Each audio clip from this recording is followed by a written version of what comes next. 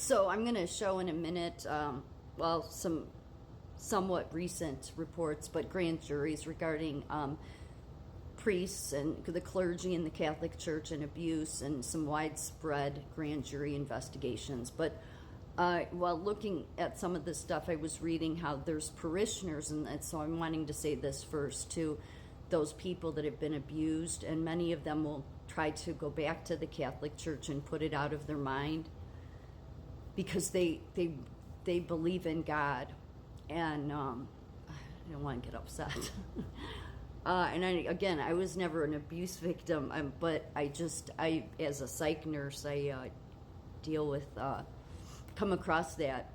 And so I know that there's so many triggers and it's very hard. And so I just want those people to know that you have God within you. You do not, if you want to go to the Catholic Church and try to suffer through that, but don't think that that's the only place God is. I know some people want the whole ritual thing of the Mass, and I get it, but for those that think that they have to go because they don't want to lose God, you won't lose God. You can find God even if you're living out in the middle of nowhere and there's no church you can get to. God is always there with you. So please just know that.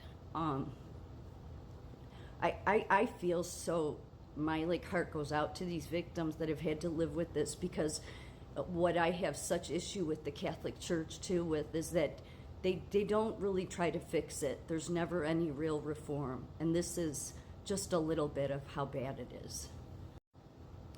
So this was a grand jury investigation of Catholic Church sexual abuse in Pennsylvania that lasted from 2016 to 2018, and investigated the history of clerical abuse in 6 Pennsylvania dioceses.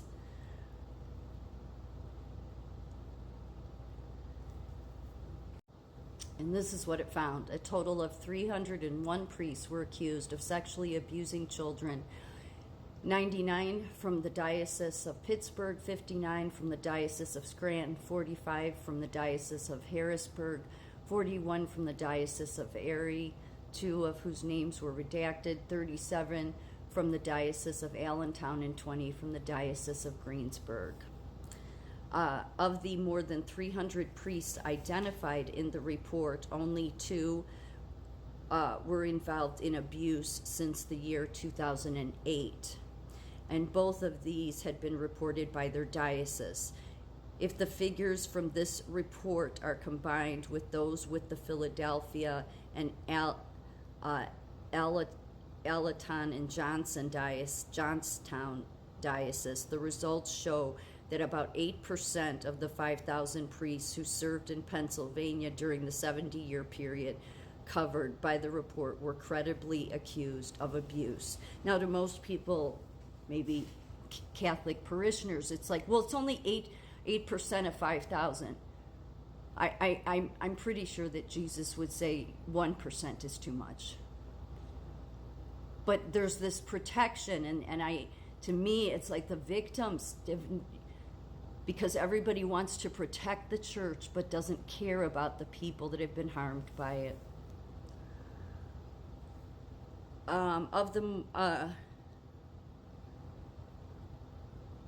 Among the incidents documented by the report were a priest who raped a young girl in the hospital after she had her tonsils out, a victim tied up and whipped with leather straps by a priest, and another priest who was allowed to stay in the ministry after impregnating a young girl and arranging for her to have an abortion.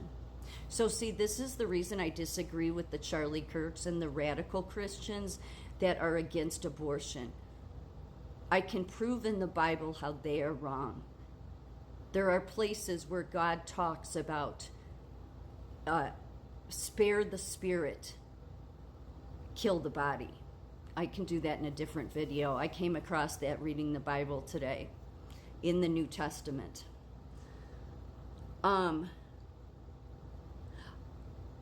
Let's see. The report also stated that some priests in the Diocese of Pittsburgh ran a child porn ring in the 1970s and 80s, and also used whips, violence, sadism in raping their victims. The children who were sexually molested and had their pictures taken for the child porn ring were given gold crosses so they could be recognized by their abusive priests who sought to use them. The Diocese of Greensburg had a priest who impregnated a 17-year-old girl. The report also revealed that the priest not only impregnated the minor, but also married her after forging a head pastor's name on a marriage certificate and then divorced her months later. Former Erie priest and current bishop of Alatoona, Jonestown, Mark Barchak, was criticized for his handling of a 2005 investigation against a former Erie priest because he was assigned by the Vatican to a different area, which that's always the thing. That's always what they do. And this is still the problem going on. Buffalo Diocese again seeks to thwart Child Victims Act lawsuits against parish.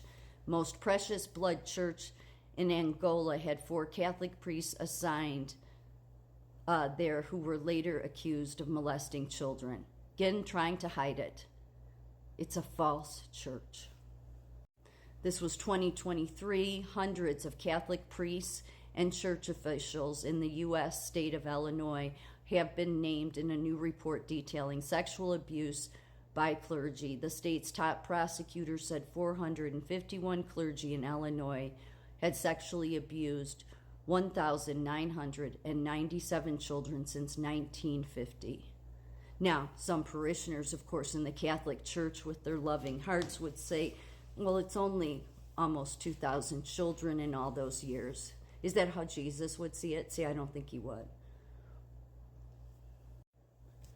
2023, 4 key findings in the Maryland Clerical Abuse Report. More than 600 children were sexually abused by over 150 Catholic priests and others associated with the Archdiocese of Baltimore over the last 80 years, a newly released state report has found. Maryland's top prosecutor accused church officials of decades-long cover-up and a staggering pervasiveness of sexual abuse in a long-awaited 463-page document. The investigators began their work in 2018, and their report has been met with, I can't see part of it because of the recording, and anger by victims.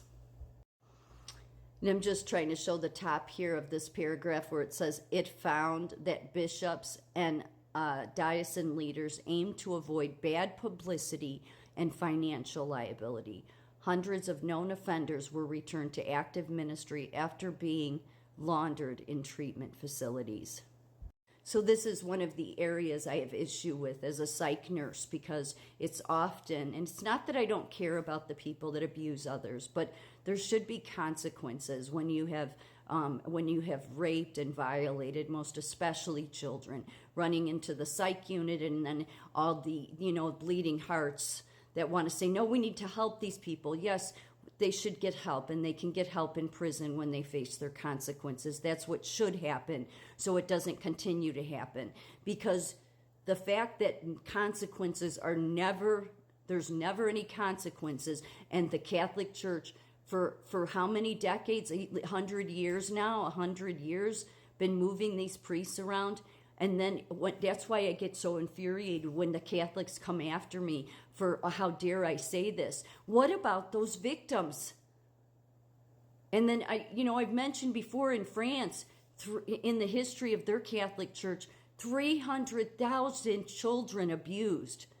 That's why I say God's not protecting that church. And until the parishioners want to see it, and it doesn't mean you're damned, but at some point you need to see that it's happening, because God does not support that church because it doesn't follow the Bible. And it's a disgrace that the priests and all of these people want to carry on and protect that church, the leaders and the hierarchy, but yet they could care less about all the victims that have suffered under it.